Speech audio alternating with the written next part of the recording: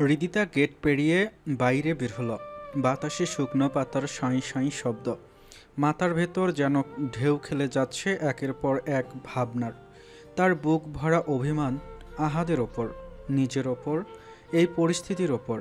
মনে মনে ভাবল, আজ যদি না আসতো তবে এ অপমান, এ অস্বস্তি সহ্য করতে হতো না।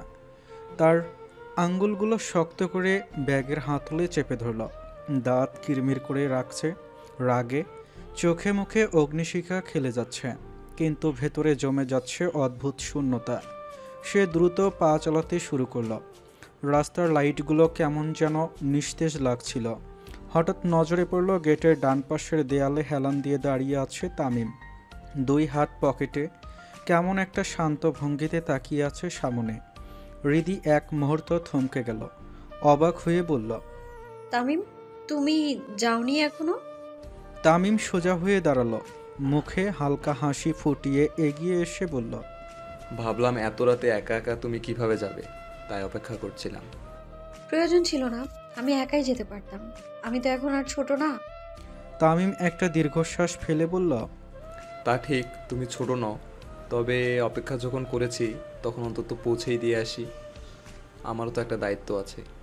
হৃদি ভুরু কুঁচকে তাকালো, ঠোঁটে হালকা হাসি মেখে বলল, এত দায়িত্ববান কবে হলে তুমি? তামিম নিচু স্বরে প্রায় ফিস ফিস করে বলল।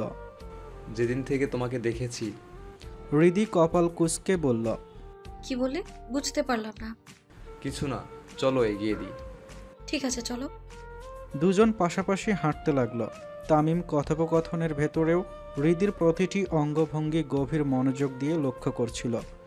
হৃদি হাত নাড়িয়ে কিছু বলছে, কপালে ভাঁজ ফেলেছে, ঠোঁট হালকা ভঙ্গিতে কামড় বসাচ্ছে। সব কিছু যেন তামিমের চোখে পড়ে যাচ্ছিল, কিন্তু হৃদি কিছুই টের পেল না। একটু সামনে যেতেই রাস্তার মোড়ে দাঁড়ানো ফাঁকা একটা রিক্সা দেখে তামিম ডাক দিল। রিক্সা কাছে আসলে তামিম উঠে বসে রিক্সায়, হাত বাড়িয়ে দিল হৃদির দিকে। হৃদি এক মুহূর্ত দ্বিধায় পড়ল, ঠোঁট কামড়ে ধরল, তারপর হাত বাড়িয়ে দিতে গেল তামিমের দিকে। ঠিক তখনই পেছন থেকে এক ঝটকায় একটা শক্তপোক্ত হাত তার কোমর ঘিরে ফেলে। হৃদির বুক ধড়াস করে উঠল। বিস্ময়ে ঘুরে তাকিয়ে দেখল আহাদ। তার চোখে লালচে জ্বলন্ত দৃষ্টি, মুখে সেই ভয়ঙ্কর স্থিরতা। তামিম হতবাক হয়ে বলে উঠল, আহাদ ভাই। হৃদি মরিয়া হয়ে ছাড়ানোর চেষ্টা করল, কিন্তু আহাদের বাঁধন যেন লোহার চেয়েও শক্ত। দু আঙ্গুলে ইশারা করল রিক্সাওয়ালাকে। রিক্সাওয়ালা আহাদের চোখের দিকে তাকাতেই কেঁপে উঠে দ্রুত রিক্সা ঘুরিয়ে চলে গেল। তামিম একবার হৃদির দিকে ঘুরে তাকালো। হৃদির চোখে ভয়ের সাথে একরাশ অসহায়তা, যে সে যেন নীরবে সাহায্য চাইছে, কিন্তু তামিম কিছুই করতে পারল না। আহাদ রাজা, যার দৃষ্টির সামনে দাঁড়ানোর সাহস কারোরই নেই।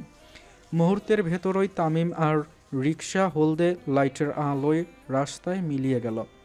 হৃদি তখন এক ঝটকা মেরে আহাদের হাত থেকে নিজের হাত ছাড়িয়ে নিল। হয়তো আহাদ ইচ্ছে করেই ছেড়ে দিয়েছে, না হলে সে বাঁধন থেকে এত সহজে মুক্তি পাওয়া সম্ভব ছিল না। হৃদি চোখে অগ্নিশিখা জ্বলল, কটমট করে তাকিয়ে ঝাঁঝালো কণ্ঠে বলে উঠল, আপনার সমস্যা কি? আমার সাথে সবসময় এমন কেন করেন আপনি? আমি কি ক্ষতি করেছি আপনার? আহাদের মুখ কঠিন হয়ে গেল। ধীরে ধীরে হৃদির কাছে ঝুঁকে বলল, আমার এত বড় সর্বনাশ করার পর আজ জিজ্ঞেস করছো কি ক্ষতি করেছ? হৃদির বুক কেঁপে উঠল। কি সর্বনাশ করেছি আমি? আহাদ ঠোঁটে ব্যঙ্গ মিশিয়ে হেসে বলল, সেটা যদি বলতে বসি তাহলে সারা রাতে এখানে শেষ হয়ে যাবে। এখন থাক, পর একদিন সময় করে খাতা কলম নিয়ে বলতে বসবো। গাড়িতে ওঠো, তোমাকে বাড়ি পৌঁছে দিই, নাহলে আবার তোমার পরিবার আমাকে সন্ধ্যার কাঠগড়ায় দাঁড় করাবে। হৃদি ক্ষিপ্ত হয়ে বলল, আমি আপনার সাথে যাব না। আহাদ ঠান্ডা চোখে তাকালো হৃদির দিকে, এরপর কর্কশ কণ্ঠে বলল, তাহলে কার সাথে যাবে?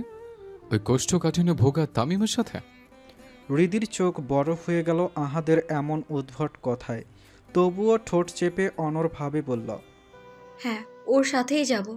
আর আপনাকে কে বলেছে ও কোষ্ঠকাঠিন্যে ভোগে? আহাদ নির্লিপ্ত ভঙ্গিতে বলল, ওর চেহারা দেখলেই বোঝা যায় হৃদি বিরক্ত হলো আহাদের গা ছাড়ানো এমন কথাবার্তায়। এরপর আবার বলল, যাই হোক, তবুও আমি আপনার সাথে এক পাও যাব না। আপনার উপর আমার বিন্দুমাত্র বিশ্বাস নেই। কে জানে, বাড়ি পৌঁছে দেওয়ার অজুহাতে আমাকে হয়তো কবরে পাঠিয়ে দেবেন। সন্ধ্যায় তো অকারণেই আমার সাথে যাতে ব্যবহার করেছেন। আমি যাব না আপনার সাথে। আহাদের কণ্ঠ হঠাৎ করেই অন্ধকারের মতো ভারী হয়ে উঠল। কারণ ছাড়া আহাদ রাজে কিছুই করে না, আর কবরে পাঠানোর কথা বলছো? যদি তুমি আমাকে সেই পর্যায়ে যেতে বাধ্য করো, তবে আমি অবশ্যই সেটা করব। সিদ্ধান্ত তোমার, মিস জানো। এসব কথা না বলে এই গাড়িতে ওঠো, নাহলে বাধ্য হয়ে উল্টাপাল্টা কিছু করবো। তখন আবার বলবে বজ্জাত বেটা। হৃদির গলা কাঁপিয়ে বলে উঠল। আপনি এমনি বজ্জাত। আহাদের ঠোঁটে বিপজ্জনক বাঁকা হাসি ফুটল। আজকে তুমি একটু বেশি কথা বলছো না? আহাদ রাজের সামনে এত কথা বলে সাহস করা হয়নি, কিন্তু তুমি এই মুহূর্তে সেই সাহস দেখাচ্ছ। হৃদি হঠাৎ উপলব্ধি করল, সত্যি তো, সে কখনো এভাবে আহাদের সাথে তো এত কথা বলেনি। রাগ তাকে ভুলিয়ে দিয়েছে। সে কার সামনে দাঁড়িয়ে আছে। নিজের ঠোঁট কামড়ে নিল, দৃষ্টি নামিয়ে দ্রুত গাড়ির দিকে এগোল। ড্রাইভার গাড়ির দরজা খুলে ধরতেই হৃদি কোনো কিছু না ভেবে উঠে বসল। তার বুক দুলছে আতঙ্ক আর রাগে। মনে মনে বলল, কোনোভাবে বাড়ি পৌঁছাতে পারলেই হলো। আহাদ সেদিকে তাকিয়ে ডান হাতের উল্টো পিঠ দিয়ে নাকটা ঘষল। আবারও ঠোঁটে ফুটল সেই বিপজ্জনক রহস্যময় বাঁকা হাসি। অতঃপর ধীর ভঙ্গিতে গাড়িতে ভেতর উঠে বসল। মুহূর্তের ভেতর গাড়ি গর্জে উঠল। রাতের নিস্তব্ধতার রাস্তা ধরে এগিয়ে চলল আহাদের কালো গাড়িগুলো, যেন অন্ধকারের বুক চিরে দুই মানুষের অশান্ত হৃদস্পন্দন বহন করে নিয়ে যাচ্ছে অজানা গন্তব্যর দিকে। মীর হাউজের বিশাল হলঘরে তখন অদ্ভুত এক নীরবতা নেমে এসেছে। দেয়ালের ঘড়ির কাঁটা টিকটিক করে সময় জানাচ্ছে রাত 10:30। বড় ঝাড়বাতির নিচে নিজের নির্দিষ্ট চেয়ারে বসে আছেন আফরোজা শেখ। মুখে দৃঢ়তা, ভঙ্গিতে কঠোরতা, যেন তার সিদ্ধান্ত থেকে তাকে সরানো দুঃসাধ্য। পাশে হালিমা বেগম বসে আছেন, তবে তার চোখে মুখে এক ধরনের অস্বস্তি খেলা করছে। আর সামনের দিকে শির দ্বারা সোজা করে বসে আছে আদনান। সাদা শার্টের কলার হালকা খোলা, ভ্রু কুঁচকানো, চোখে তীক্ষ্ণ দৃষ্টি। চারপাশের পরিবেশ যেন আরও ভারী হয়ে উঠেছে তার উপস্থিতিতে। সন্ধ্যার সেই ঘটনার পর থেকে আহিয়া যেন গায়েব। আদনানের রাগী চোখে ধরা পড়ার ভয়ে সে নিজের রুম থেকে বের হওয়ার সাহসই করেনি। অথচ আদনান কয়েকবারই চোখ বুলিয়ে খুঁজেছে আহিয়াকে।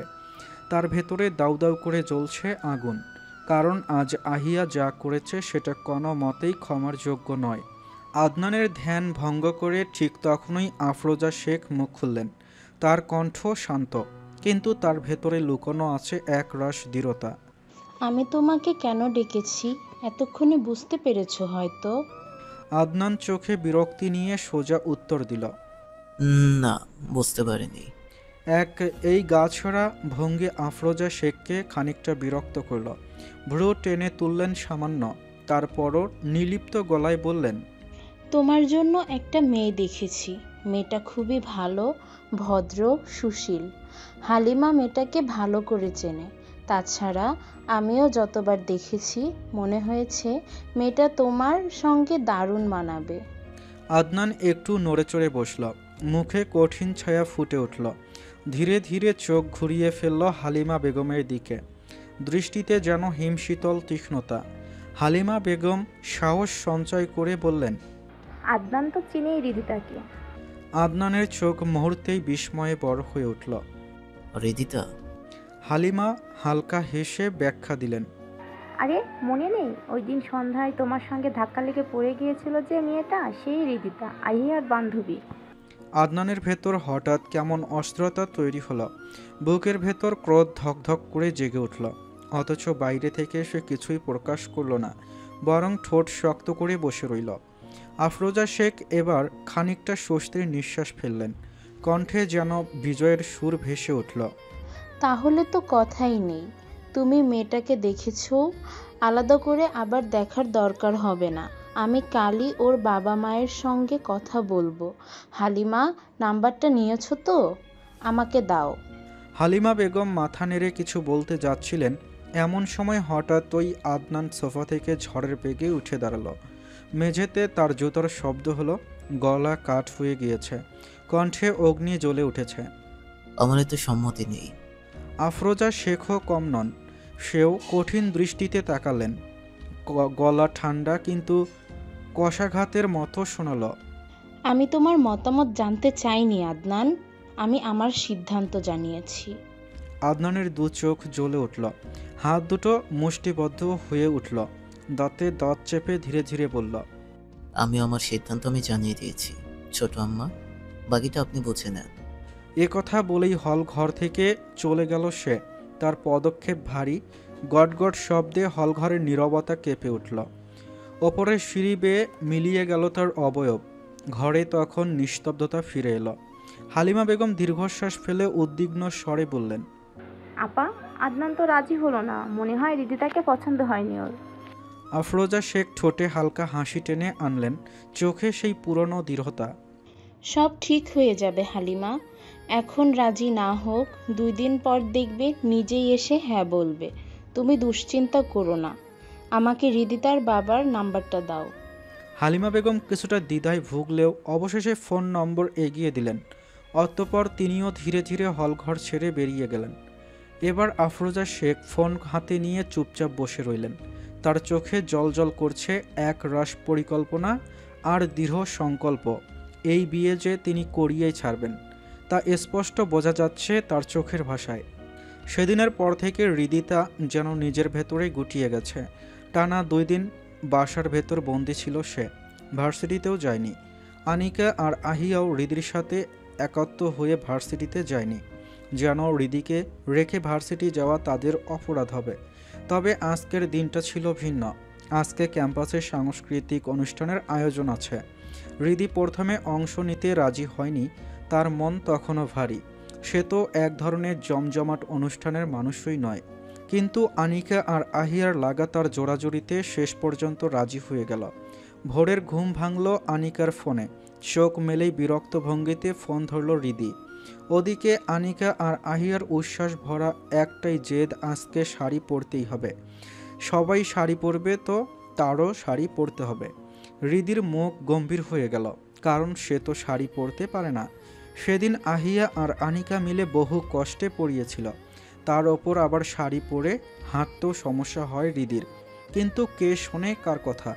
আনিকা একবার যদি বলে দেয় মানে আর না করার সুযোগ নেই। ফ্রেশ হয়ে আয়নার সামনে এসে দাঁড়ালো হৃদিতা। ভেজা চুলগুলো মেলে দিয়ে শুকোচ্ছে, কিন্তু মাথার ভেতর একটা ভয়, শাড়ি কিভাবে সামলাবে সে। হঠাৎ করেই তার উদ্ধারকর্তা ঈশানীকে ডাকতে শুরু করলো।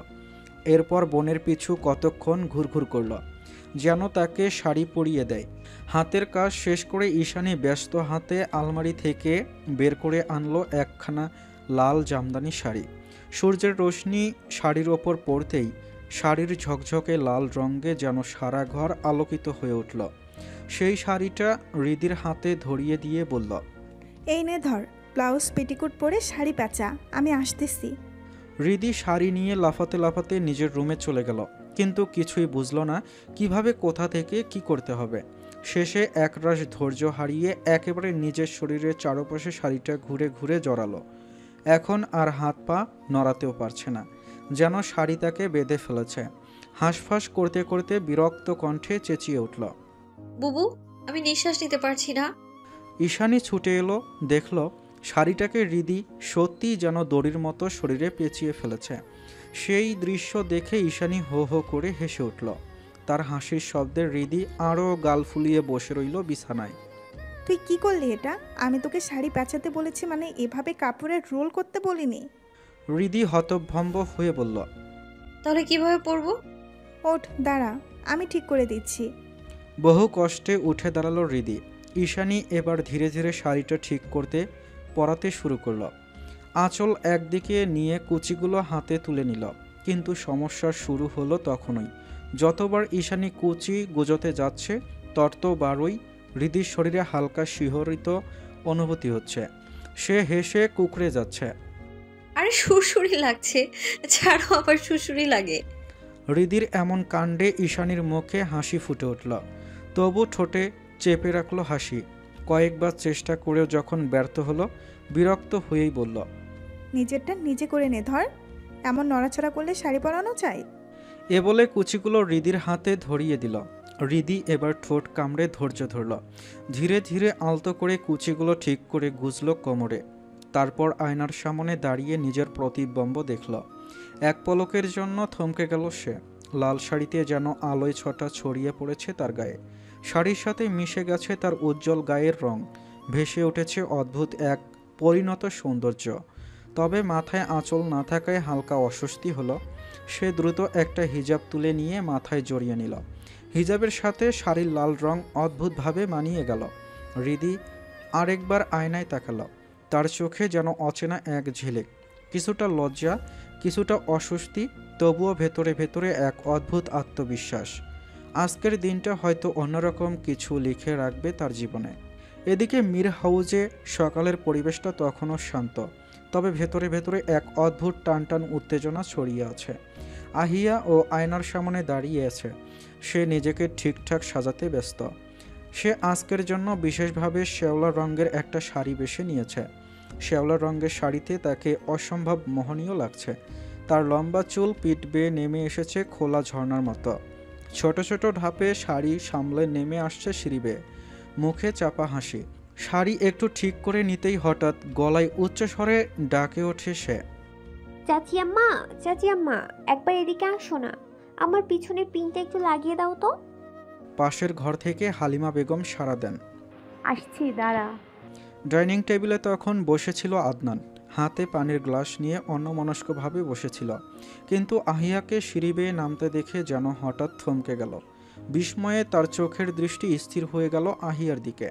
সেই মুহূর্তে গ্লাস ঠোঁটে তুলতেই পানি গলায় ঢুকে গিয়ে বিষম খেল। হঠাৎ কাশতে শুরু করলো সে। আহিয়া প্রথমে খেয়াল করেনি যে আদনান ওখানে বসে আছে, কিন্তু যখন তার চোখে চোখ পড়ল তখন লজ্জায় বুক ধকধক করতে লাগলো। ঠোঁট শুকিয়ে এলো আর মুখে অস্বস্তির ছাপ স্পষ্ট হয়ে উঠল। সে দ্রুত দৃষ্টি নামিয়ে নিয়ে সরাসরি হালিমা বেগমের ঘরে চলে গেল। ভেতরে ঢুকেই সে চুপচাপ দাঁড়িয়ে থাকে। হালিমা বেগম এসে শাড়ির পিন ঠিক করে দিতে দিতে খেয়াল করলেন আহিয়া বারবার উকি দিচ্ছে বাইরে। সে যেন নিশ্চিন্ত হতে চাইছে আদনান এখনও বসে আছে কিনা। যখন দেখল ডাইনিং টেবিল খালি, তার মুখে স্বস্তির ছাপ ফুটে উঠল। তখনই ঘরে প্রবেশ করলেন আফরোজা শেখ। তিনি চশমাটা নামিয়ে মেয়েকে ভালো করে লক্ষ্য করে দেখলেন। ঠোঁটে হালকা হাসি ফুটে উঠল। মাশাআল্লাহ, আমার মেয়েটা তো সত্যি বড় হয়ে গেছে হালিমা। হালিমা বেগমও হেসে উঠে বললেন, হ্যাঁ আপা, এখন তো শ্বশুর বাড়ি পাঠানোর ব্যবস্থা করতে হবে। আহিয়ার চোখ দুটো মুহূর্তেই ভিজে এলো অভিমানে। ঠোঁট ফুলিয়ে বলল, চাচি আম্মা। আফরোজা শেখ হাসি মুখেই যোগ করলেন, ঠিকই তো বলেছে তোমার চাচি আম্মা, সব মেয়েকেই একদিন না একদিন শ্বশুর বাড়িতে যেতে হবে। আহিয়া এবার রেগে গাল ফুলিয়ে বলে উঠল, আমি যাব না, আমি এই বাড়িতেই থাকবো সারা জীবন। দুজনেই হেসে ফেললেন তার কথায়। কিন্তু আহিয়া তাতে আরও বেশি বিরক্ত হয়ে গেল। শাড়ি সামলাতে সামলাতে বেরিয়ে এলো ঘর থেকে। হাঁটতে হাঁটতে গজগজ করতে লাগলো। সবাই শুধু বিয়ে বিয়ে, আর কিছু নাই নাকি? বাইরে এসে গাড়ির দিকে পা বাড়াতেই তার বুকটা যেন কেঁপে উঠল। সেখানেই দাঁড়িয়ে আছে আদনান, 2 হাত পকেটে ঢুকিয়ে রেখেছে। তার চোখে সেই পরিচিত শীতল দৃষ্টি। আহিয়া মুহূর্তেই থমকে দাঁড়ালো। মনে মনে ভাবল, নিশ্চয়ই আজকে সেদিনের জন্য বকবে তাকে। সেদিনের ঘটনার পর থেকে তো সে যথেষ্ট এড়িয়ে গেছে আদনানকে, কিন্তু আজ আবার সরাসরি সামনে এসে পড়েছে। ঘুরে চলে যেতে যাবে, এরই মধ্যে গম্ভীর স্বর ভেসে এলো আদনানের ডাকে। আহি। শরীর জমে গেল আহিয়ার। ধীরে ধীরে ঘুরে তাকাতেই দেখলো আদনান গাড়ির দরজা খুলে ধরে দাঁড়িয়ে আছে। তার মনে হলো আদনান তাকে ভার্সিটি পৌঁছে দেবে। সে দ্বিধাগ্রস্ত পায়ে এগিয়ে আসে। একবারও চোখ তুলে তাকালো না, দ্রুত গাড়িতে উঠে বসল। পুরো পথ নিস্তব্ধতায় কেটে গেল। আহিয়ার বুক ধরফর করছে, অথচ কিছু বলতেও পারছে না। তার তো এমনিতেই সাহস নেই আদনানের সামনে কথা বলার। তার ওপর আদনানও একটা শব্দ উচ্চারণ করলো না। এতে সে আরও বেশি গুটিয়ে গেল নিজের ভেতরে। কখন যে গাড়ি ভার্সিটির গেটে এসে থেমেছে তা সে টেরই পায়নি। আদনান নিজে দরজা খুলে ধরল। আহিয়া দ্রুত নেমে পড়ল, যেন বন্দি পাখি হঠাৎ মুক্তি পেল। হালকা মাথা নেড়ে বলল, আমি আসছি। দ্রুত হেঁটে যেতে যাবে, হঠাৎ পেছন থেকে আবার ভেসে এলো ডাক। আহি। পদক্ষেপ থেমে গেল তার। এবার ধীরে ধীরে ঘুরে দাঁড়ালো। আদনান তার দিকে এগিয়ে এসে পকেট থেকে কিছু বের করল। আহিয়া ভালো করে তাকাতেই দেখল হাতে ধরা শুভ্র বেলি ফুলের ছোট্ট গাজরা। আদনান পিছন থেকে আলতো করে আহিয়ার চুলে গুজে দিতে চাইল। আহিয়া হতভম্ব হয়ে দাঁড়িয়ে রইল, বুক ধরফর করছে, কিন্তু এক বিন্দুও নড়তে পারছে না। গাজরা গুজে দিয়ে আদনান নিচু স্বরে কানে ফিসফিস করে বলল, তোকে অসম্ভব সুন্দর লাগছে আজকে, শুধু এটার কমতি ছিল। আহিয়ার কণ্ঠ কেঁপে উঠল। এটা কোথায় পেলেন আপনি? আদনান মৃদু হেসে বলল, গাড়ি যখন জ্যামে দাঁড়িয়েছিল, জানালা দিয়ে একজন বিক্রি করছিল, তোর কথা মনে পড়লো, তাই নিলাম। ভালো লাগেনি তোর? তাহলে খুলে দিই। আহিয়া দ্রুত মাথা নাড়িয়ে বলল, না, পছন্দ হয়েছে, ধন্যবাদ এটা দেওয়ার জন্য। তার লজ্জা, অস্বস্তি আর অজানা এক কাঁপন একসাথে মিশে গেল মনে। আদনান এক মুহূর্ত স্থির চোখে তাকিয়ে থাকল। হঠাৎ তার দৃষ্টি কঠিন হয়ে এলো। গম্ভীর স্বরে বলল, সেদিন যেটা করেছিস সেটা আমি ভুলে যাইনি। প্রথম ভুল করেছিস, আর যেন না হয়, নইলে আমি নিজেকে সংযত রাখতে পারবো না। আহি, মনে থাকবে? আহিয়ার ঠোঁট শুকিয়ে এলো, কণ্ঠ বের হলো না, শুধু মাথা নিচু করে হ্যাঁ সূচক মাথা নেড়ে দিল, অর্থাৎ তার মনে থাকবে। আদনান চোখ সরালো না, কিছুক্ষণ তার দিকে তাকিয়ে থেকেই বলল, ঠিক আছে, এখন যা। আহিয়া বড় বড় পা ফেলে দ্রুত গেটের ভেতরে চলে গেল। বুক এখনও কাঁপছে, তবে সেটা শুধু ভয়ে নয়, এক অদ্ভুত অজানা আশঙ্কায়, যা সে নিজেই বুঝতে পারল না। আদনান কিছুক্ষণ চুপচাপ দাঁড়িয়ে রইল সেখানেই। অতঃপর ধীর গতিতে গাড়িতে উঠে গাড়ি ঘুরিয়ে নিল নিজের কর্মস্থলের দিকে। আহিয়াকে আসতে দেখে আনিকা, নীলা, মিতু একসাথে এগিয়ে গেল। তাদের চোখে তখনও হালকা উচ্ছ্বাস, কারণ আজ কলেজে প্রায় সবাই শাড়ি পরে সজ্জিত হয়ে এসেছে। আহিয়াকে কিছুটা নার্ভাস মনে হওয়ায় নীলা হালকা কণ্ঠে জিজ্ঞেস করল, কি রে, তোর কি হয়েছে? এত অস্থির দেখাচ্ছে কেন? আহিয়া মাথা নিচু করে একটু দ্বিধার ভঙ্গিতে বলল, আরে কিছু না। তারপর চারপাশে একবার তাকিয়ে নিচু স্বরে যোগ করল, রিদি আসে নাই এখনো? এই কথা শুনে আনিকা খিলখিল করে হেসে উঠে বলল, রিধি রানী আজকে শাড়ি পরেছে, এত তাড়াতাড়ি আসবে কিভাবে বলতো? কত বুঝিয়ে সুজিয়ে রাজি করাতে হয়েছে শাড়ি পরতে, জানিস? নীলা নিজের শাড়ির আঁচল টেনে ঠিক করতে করতে আহিয়ার দিকে তাকিয়ে বলল, কি রে, তুই ফুল পাইলি কই? আহিয়া হালকা লাজুকভাবে উত্তর দিল, আসার পথে আদনান ভাইয়া নিয়ে দিয়েছে। এই কথা শুনে আনিকা আর নীলা দুজনেই চমকে উঠল। আনিকা হেসে বলে উঠল, বাবা, তোর ভাইয়েরা আবার ফুলের মর্ম বোঝে নাকি? ইন্টারেস্টিং। আহিয়া একটু রাগী ভঙ্গিতে বলল, এভাবে বলছিস কেন? আমার ভাইয়েরা রাগী হতে পারে, কিন্তু খারাপ না। ওর কথা শুনে তিন বান্ধবী একসাথে হেসে উঠল। ঠিক তখনই দূরে দেখা গেল হৃদিকে। লাল শাড়ির কুচি দুহাতে সামলে পা টেনে টেনে অদ্ভুত ভঙ্গিতে হাঁটছে সে। তাকে দেখে মেয়েরা হাসতে হাসতে লুটোপুটি খেয়ে গেল। হৃদি রেগে কিছু বলতে যেতেই ওরা আবার হঠাৎ করে চুপ হয়ে গেল। আনিকা দৌড়ে গিয়ে তার শাড়ি ঠিক করে দিল। হৃদি শাড়ি সামলাতে সামলাতে হাঁপিয়ে গেছে। এবার আহিয়া এগিয়ে এসে বলল, দোস্ত, তুই হিজাব পরছিস কেন? শাড়ির সাথে হিজাব পরলে কেমন জানি লাগে। নীলা আর মিতু সায় দিল আহিয়ার সাথে।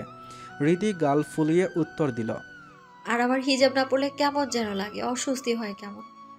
আহিয়া মুচকি হেসে তার কাছে গিয়ে ফিসফিস করে বলল, হিজাব খুলে দেখ, তোকে কত সুন্দর লাগছে জানিস? শাড়ির সাথে একেবারে অপূর্ব, শুধু এই হিজাবের জন্য খাপ ছাড়া লাগছে। আনিকা সায় দিয়ে যোগ করল, একদম ঠিক বলেছে আহিয়া, বিশেষ করে যখন লাল শাড়ি পরিস তখন মারাত্মক লাগে। আহিয়া আর আনিকা দুজনে মিলে হৃদির হিজাবটা আস্তে আস্তে খুলে দিল। মুহূর্তেই কোমর ছোঁয়া চুলগুলো রেশমের মতো ঝরে পড়ল পিঠ জুড়ে। শাড়ির আঁচলটা গুছিয়ে দিয়ে আহিয়া মুগ্ধ হয়ে বলল, এখন একদম পারফেক্ট। যদি তুই তোর ক্রাশকে এখন দেখাইতে পারতিস, নিশ্চিত হার্ট অ্যাটাক করে মাটিতে লুটোপুটি খেয়ে পড়তো। আনিকা চোপ টিপে হৃদিকে খোঁচা দিল। শুধু হার্ট অ্যাটাক না, হার্ট ব্লক হতো। হৃদি রেগে গজগজ করতে করতে বলল, চুপ কর তোরা, একদম বাজে কথা বলবি না। আচ্ছা হয়েছে, এবার চল ক্লাসে যাই, এরপর আবার অডিটোরিয়ামে যেতে হবে। নীলার কথায় তারা সবাই এগিয়ে গেল। হৃদি এবার হঠাৎ নীলা আর আনিকার দিকে তাকিয়ে বলল, তোদেরও কিন্তু খুব সুন্দর লাগছে। নীলা গাঢ় পেঁয়াজের রঙের শাড়িতে আর আনিকা সাদা লাল পাড়ের শাড়িতে সত্যি নজর করা লাগছিল। আনিকা একটু মন খারাপের ভঙ্গিতে বলল, সুন্দর লাগলেও বাকি, এই সৌন্দর্য দেখার জন্য তো আর একজন মানুষ নেই। তার কথায় সবাই মিলে হো হো করে হেসে উঠল, কারণ ঘুরে ফিরে এসে আনিকা সেই তার এক জায়গায় থামল। এরপর নিজেদেরকে সামলে একসাথে তারা এগিয়ে গেল সামনের দিকে। কিন্তু ক্লাসের কাছাকাছি আসতেই তারা হঠাৎ থমকে গেল। কি হচ্ছে বুঝতে পারল না। চারদিকে কেমন অদ্ভুত একটা চাপা গুঞ্জন। ছেলে মেয়েরা সবাই ভিড় করেছে ক্লাসরুমের সামনে, যেন কারো জন্য অপেক্ষা করছে। হৃদিকে দেখেই ভিড় সরে গেল, যাতে হৃদি সহজে এগিয়ে যেতে পারে। অবাক চোখে সে চারপাশে দেখে আরও বেশি বিস্মিত হলো যখন দেখল ছেলেরা একে একে তার হাতে লাল গোলাপ ধরিয়ে দিচ্ছে। একজন, দুজন, তিনজন, এভাবে ধীরে ধীরে যেন এক অদ্ভুত খেলা শুরু হলো। হৃদি আর আনিকা আহিয়া তো হতবাক। আনিকা ফিসফিস করে বলল, দোস্ত, এটা হচ্ছে কি? তোকে তো মনে হচ্ছে কুইন বানিয়েছে এরা। নীলা বিস্ফোরিত চোখে তাকিয়ে বলল, মনে তো হচ্ছে পুরো কলেজই তোর ফ্যান হয়ে গেছে। হৃদি হকচকিয়ে চারদিকে তাকিয়ে ক্লাসের দিকে এগিয়ে গেল। ক্লাসের ভেতরে ঢুকতেই এগিয়ে এলো তামিম। তার হাঁটার ভঙ্গিমাটাই ছিল আলাদা, রহস্যময়। দুহাত পিছনে রাখা, চোখে যেন অন্যরকম এক দৃঢ়তা। সোজা হৃদির সামনে এসে থামল। কয়েক সেকেন্ড কিছু না বলে শুধু তাকিয়ে রইল তার দিকে। হৃদি তা ভুরু কুঁচকে নিচু স্বরে জিজ্ঞেস করল, তামিম, কি হচ্ছে এসব? তামিম একটু দ্বিধাবোধ করে অতঃপর সাব্বিরের দিকে একবার তাকিয়ে স্পষ্ট করে বলে, রিতা, আমি এখন তোমাকে কিছু বলতে চাই। কি? যদি তোমার আপত্তি থাকে বলো, আমি মেনে নেব। তবে একটা কথা, বন্ধুত্বটা ভাঙবে না প্লিজ। হৃদির গলা কেঁপে উঠল। মানে? হঠাৎই তামিম তার সামনে হাঁটু গেড়ে বসে পড়ল। চারদিকের ভিড় হাহাকার করে উঠল বিস্ময়ে। তামিম পিছন থেকে এক গুচ্ছ লাল গোলাপ বাড়িয়ে ধরল হৃদির দিকে। সবার চোখ তখন হৃদি আর তামিমের ওপর। তামিম চোখ বন্ধ করে নরম স্বরে বলল, আমি তোমাকে ভালোবাসি রিতা, আই লাভ ইউ। হৃদির চোখ ছানাবড়া হয়ে গেল। চারপাশে ছেলে মেয়েরা ফিসফিস করছে। হৃদি চোখ যেন স্থির হয়ে গেছে। সে তো এক মুহূর্তের জন্য কল্পনা করেনি তামিম কখনো তাকে পছন্দ করতে পারে, তাকে এভাবে প্রপোজ করতে পারে। সে তো তামিমকে নিয়ে ভাবেইনি কখনো। তার ঠোঁট শুকিয়ে এলো। এক শুকনো ঢোক গিলে সে কিছু বলতে নেয়, কিন্তু তখনই একটা ভারী পুরুষালী কণ্ঠস্বর চারপাশে নীরবতা ভেদ করে উঠল, আই লাভ ইউ টু। মুহূর্তেই যেন বজ্রপাত হলো। তামিম তড়াক করে চোখ খুলে তাকালো। দেখল আহাদ রাজা তার সামনে দাঁড়িয়ে আছে। বুকের ওপর দুহাত দুটো ভাঁজ করা, চোখ দুটো যেন স্বয়ং অগ্নিশিখা। ঠোঁট চেপে দাঁড়িয়ে আছে একেবারে শিকারীর মতো। হৃদির বুক ধরফর করছে, শরীর জমে গেছে। তামিম ঘাড় কাত করে তাকালো হৃদির দিকে। আহাদের কাঁধের আড়াল থেকে দেখা যাচ্ছে শুধু তার ভীত চোখ। আহাদের উপস্থিতি যেন তাকে আরও গুটিয়ে ফেলেছে। তামিমের হাত ঘেমে উঠল। তার নিজেরও বোঝা উচিত আহাদকে ভয় পাওয়ার মতো কোনো অন্যায় তো সে করেনি। তবুও আহাদের চোখের সেই দৃষ্টি, সেই কর্তৃত্বপূর্ণ ভঙ্গি অজান্তেই তার শরীর কাঁপতে শুরু করলো। গলাটা শুকিয়ে গিয়ে কাঁপা স্বরে বলল, আহাদ ভাই, আপনি? আহাদ দাঁত কটমট করে, তার তীক্ষ্ণ দৃষ্টি যেন তামিমের বুকের ভেতর ঢুকে যাচ্ছে। আহাদ দাঁতে দাঁত চেপে গর্জে উঠল, ইয়েস, আমি।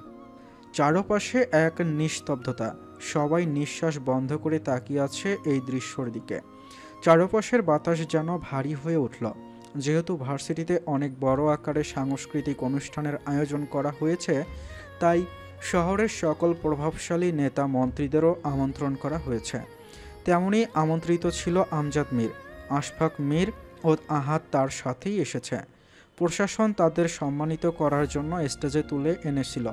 বক্তৃতা কেবলই শুরু হয়েছে, এরই মধ্যে শাওন এসে আহাদের কানে কানে খবর পৌঁছায় তামিমের পরিকল্পিত পরিকল্পনার। ঝড়ের বেগে চেয়ার ছেড়ে উঠে দাঁড়ালো আহাদ। মুহূর্তের মধ্যে তার মুখের রং বদলে গেল। শরীরের রক্ত যেন টকবক করে ফুটে উঠছে। বাদামি চোখ রক্তবর্ণ ধারণ করেছে, কপালের শিরা ধপধপ করছে। এক মুহূর্ত দেরি না করে ঝড়ের বেগে বিজ্ঞান বিভাগের দিকে এগিয়ে যায়। শাহিন, নাদিম আর শাওন একে অপরের মুখের দিকে তাকায়। অজানা ভয় ও আশঙ্কায় তাদের হাঁটু কাঁপছে, তবুও তারা আহাদের পিছনে দৌড়ে যায়। আর এসেই সেই অপ্রত্যাশিত মুহূর্ত চোখে পড়ে। তামিম নিচে হাঁটু গেড়ে বসে হৃদিকে প্রপোজ করছে, আর এটা যেন আগুনে ঘি ঢালার মতো আহাদের ওপর প্রভাব ফেলছে। এই মুহূর্তে সে হৃদিকে তার প্রশস্ত দেহের আড়ালে রেখে তামিমের সামনে দাঁড়িয়ে আছে। আহাদের পেছনে থাকা হৃদির বুক ধরধর ফরফর করে কাঁপছে। আনিকা, আহিয়া, নীলা হৃদিকে ধরে হৃদিকে এক পাশে দাঁড়িয়ে আছে। আহাদ কর্কশ স্বরে গর্জে ওঠে, কিরে চুপ করে আছিস কেন? কিছু বল।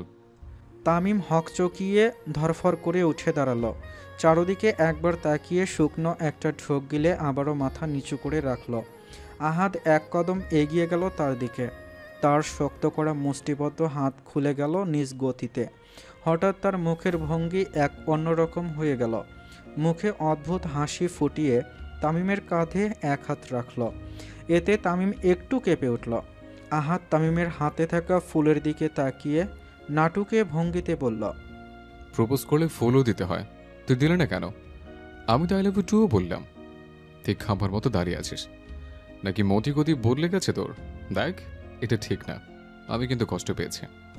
আহাদকে প্রথমে দেখে সবাই যতটা ভয় পেয়েছে, এখন তার নাটুকে ভঙ্গি আর কথা শুনে মুখ টিপে হাসছে সবাই।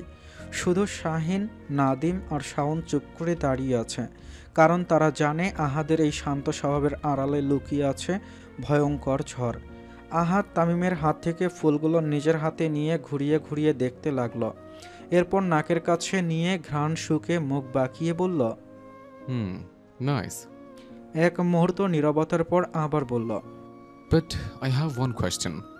তার কথায় তামিম একটু ভ্রু উঁচিয়ে জানতে চাইল কি। তার চারপাশে সবাই অধীর আগ্রহে তাকিয়ে আছে তাদের দিকেই। আহাদ আরেক ধাপ এগিয়ে এসে কণ্ঠ নিচু করে তামিমের কানের কাছে মুখটা নিয়ে হিস হিস করে বলল, তোর সাহস কি করে হলো আহাদ রচের প্রেয়সীকে প্রপোজ করার মতো এত বড় দুঃসাহস দেখানোর? আমি ভাবছি তোর কলিজাটা কত বড় যে তুই এই স্পর্ধা দেখালে। তামিম আহাদের কথা শুনে একটা শুকনো ঢোক গিল। এতটুকু সে বুঝতে পেরেছে যে আহাদ হৃদিকে পছন্দ করে কিংবা ভালোবাসে, আর সে আহাদের ভালোবাসার মাঝখানে এসে পড়েছে। এতটা নির্বোধ তো সে নয় যে এই কথার মানে বুঝতে পারবে না। আহাদ এবার একটু দূরে সরে গিয়ে হালকা চিৎকারের ভঙ্গিতে বলল, যেহেতু তোর কলিজাটা এতই বড়, এতই প্রশস্ত, একটা কাজ করি, কেটে টুকরো টুকরো করে সবাইকে ভাগ করে দিই, কি বলিস? তার এই কথায় সবাই কেঁপে উঠল, কেউ নড়ছে না। আহাদকে এই মুহূর্তে বোঝা দুষ্কর, কারণ আহাদের মুখভঙ্গি একেবারে নরম হয় তো মুহূর্তেই আবার অগ্নিলাভা হয়ে ওঠে। তামিম মাথা নিচু করে রেখে অপরাধীর ন্যায় নিচু স্বরে বলল, সরি ভাই, আমি জানতাম না যে আপনি রিদিতাকে। Shut up. গর্জে ওঠে আহাদ। তার গর্জনে দেয়াল পর্যন্ত কেঁপে উঠল। তামিম আর কিছু বলতে পারল না, শুধু মাথা নত করে আছে। আহাদ কর্কশ স্বরে আবারও চেঁচিয়ে ওঠে, আঙ্গুল নেড়ে বলল, যদি তোর কলিজের শুদ্ধ সব ঠিকঠাক রাখতে চাস, এখনই আমার চোখের সামনে থেকে দূর হয়ে যা, কুইক। তামিম অপমান আর অসহায়ত্বের ভারে পা টেনে ঘুরে দাঁড়িয়ে বেরিয়ে যেতে নেয়। তবে হৃদির পাশে এসে তার পা থেমে যায়। তার বুকটা কেমন চিনচিন করে ব্যথা করছে। সে তো সত্যি সত্যি হৃদিকে ভালোবাসে, অথচ আহাদের ক্ষমতার কাছে সে হেরে গেছে। নিজের ভালোবাসার কথাটা জানাতে এসে এখন অপমানিত হয়ে ফিরে যেতে হচ্ছে। তার থেকে তো ভালো ছিল নিজের ভালোবাসা প্রকাশ না করা। নিজের ওপর খুব রাগ হচ্ছে। কেন যে ছাব্বির এর কথা শুনতে গেল? এখন কি হৃদি তার সাথে বন্ধুত্ব শেষ করে দিবে নাকি না? অন্য কোনো প্রশ্নও আসে না, কারণ হৃদি এখন আহাদ রাজা জীবনের একমাত্র গুরুত্বপূর্ণ অংশ। সেখানে অন্য কোনো প্রশ্ন থাকাটাও তার জন্য বিলাসিতা। সে শেষবারের মতো চোখ তুলে তাকায় হৃদির দিকে। কিন্তু হৃদি চোখ নামিয়ে রেখেছে। একবারের জন্য তার দিকে ফিরে তাকালো না। হয়তো এটাই হওয়ার ছিল। সে একটা ব্যথাতুর দীর্ঘ নিঃশ্বাস ফেলে দ্রুত বাইরে বেরিয়ে যায়, বুকে এক চাপা যন্ত্রণা নিয়ে। আহাদ এবার ধীরে ধীরে ঘুরে তাকালো শাহিনের দিকে। চোখে কেমন কঠোরতা, মুখ শক্ত করে কাঠের মতো হয়ে আছে। বাঁ হাতের উল্টো পিঠ দ্বারা নাকটা ঘষে নিয়ে গর্জে উঠল। শাহিন, নাদিম, 2 মিনিট। 2 মিনিটের মধ্যে আমি এই ক্লাসরুম ফাঁকা চাই, রাইট নাও। তার হুকুমের সাথে সাথে নাদিম, শাওন, শাহিন নড়ে চড়ে ওঠে। সবাই হুড়মুড় করে বেরিয়ে গেল। 2 মিনিটের মাথায় পুরো ক্লাসরুম ফাঁকা হয়ে গেল। শুধু আহিয়া, আনিকা, নীলা আর হৃদি দরজার কাছাকাছি দাঁড়িয়ে আছে গুটিসুটি মেরে। আহাদ সেদিকে একবার তাকিয়ে হুঙ্কার ছাড়ে। তোরা দাঁড়িয়ে আছিস কেন? আহিয়া কেঁপে ওঠে। হৃদি তার হাত শক্ত করে ধরে। এরপর চারজনই বেরিয়ে যেতে উদ্যত হয়। তখনই হৃদি এক হ্যাঁচকা টানে থেমে যায়, সাথে আহিয়াও। তাকিয়ে দেখে আহাদ হৃদির ডান হাত শক্ত করে ধরে রেখেছে। হৃদির দিকে জ্বলন্ত দৃষ্টি ছুড়ে দিয়ে বলে, তোমাকে যেতে বলিনি। আহিয়ার দিকে তাকাতেই দেখল আহিয়া চোখ বড় বড় করে অবাক হয়ে তার দিকে তাকিয়ে আছে। আহাদ কোনো পরোয়া করল না, বরং বিরক্ত হয়ে ঝাঁঝালো কণ্ঠে বলল, ওর হাত ছাড় আহি। আহিয়া এতটাও নির্বোধ না যে তার সিংহের মতো ভাইয়ের হাতে বান্ধবীকে রেখে যাবে। আহিয়া হৃদির হাত টেনে বলল, কেন? কারণ আমি বলেছি। সেটাই তো, তুমি কেন বলছো? আহি, থাপড়ে তোর চেহারা নকশা পাল্টে দেব। তোর এত বড় সাহস, তুই আমাকে প্রশ্ন করছিস? আহিয়া এবার ভয়ে হৃদির হাত ছেড়ে দিল। হৃদির অন্য হাত তখনও আহাদের মুঠোয় বন্ধী। আনিকা তো সব কিছুই জানে, তাই সে আহিয়াকে সামলে নিয়ে বাহিরে বেরিয়ে আসে। তখনই তাদের মুখের ওপর ঠাস করে ক্লাসরুমের দরজাটা বন্ধ হয়ে যায়। সেই শব্দ প্রতিধ্বনিত হয় পুরো করিডোর জুড়ে। ভিতরে কি হচ্ছে তারা জানে না। কেমন আনচান আনচান করছে তাদের মন। কৌতূহল চাপতে না পেরে আনিকা আর আহিয়া দরজায় কান পাতার পরিকল্পনা করে। তবে তাদের সামনে গার্ডরা এসে বাধাগ্রস্ত হয়ে দাঁড়ায়। তাদেরকে দেখে শাহিন এগিয়ে এসে আনিকাকে বলে, অন্যের পার্সোনাল মুহূর্তে আড়ি পাততে নেই, এতটুকু নলেজ অন্তত থাকা উচিত। এভাবে কান পাতা ঠিক না, সরে যান এখান থেকে। আনিকা শাহিনের ওপর খেকিয়ে ওঠে, আমরা হৃদিকে না নিয়ে কোথাও যাব না, আর আমাদের যা ইচ্ছে আমরা তাই করব, তাতে আপনার কি? দেখুন মিস, ভালোই ভালোই গেলে ভালো, আর না গেলে আরও ভালো। মানে কি করবেন আপনি? আহিয়া আর নীলা একে অপরের দিকে তাকালো। শাহিন একবার নাদিমের দিকে তাকিয়ে হালকা একটা হাসি দিল। এরপর এক কদম এগিয়ে এসে আনিকার দিকে একটু ঝুঁকে বলল, আমি শুধু আমার দায়িত্ব পালন করব, তার জন্য যা যা করতে হয় সেটাই করব, বাকিটা আপনি ভালো বোঝেন। আনিকা আর বেশি কিছু বলল না, শুধু বিরক্তিতে কপাল গুটিয়ে নিল। তারপর বাধ্য হয়ে তারা সেখান থেকে বেরিয়ে চলে গেল। আহাদ চোখ বন্ধ করে মাথা তুলে এক গভীর দীর্ঘশ্বাস ফেলল। বুকের ভেতর জমে থাকা অগ্নিলাভা ক্রোধটাকে দমিয়ে রাখতে চেষ্টা করছে, অথচ তার চোখের দৃষ্টি বলছে অন্য কথা। ধীরে ধীরে সে হৃদির হাত ছেড়ে দিয়ে এক কদম পিছিয়ে দাঁড়ালো। এক হাত বুকে ভাঁজ করা, অন্য হাত চিবুকে ঠেকিয়ে 2 আঙ্গুল দিয়ে স্লাইড করছে। মনোযোগ দিল তার সামনে দাঁড়িয়ে থাকা প্রেয়সীর দিকে। তার গাঢ় বাদামি ঘন পাপড়িযুক্ত সেই চোখের ধারালো দৃষ্টির সাথে দৃষ্টি মিলালো হৃদির ভীত চোখের। আহাদের সেই দৃষ্টি এতটাই তীক্ষ্ণ ছিল যে হৃদি বেশিক্ষণ তাকিয়ে থাকতে পারল না। দ্রুত দৃষ্টি নামিয়ে নিল নিচের দিকে। আহাদ এই প্রথমবার সরাসরি খুব কাছ থেকে তার প্রেয়সীকে শাড়ি পরিহিত অবস্থায় দেখছে, তাও আবার সেই লাল শাড়ি। অথচ এই লাল শাড়ি পরা প্রেয়সীর একটা ছবি তার জীবনটাকে এলোমেলো করে রেখেছে।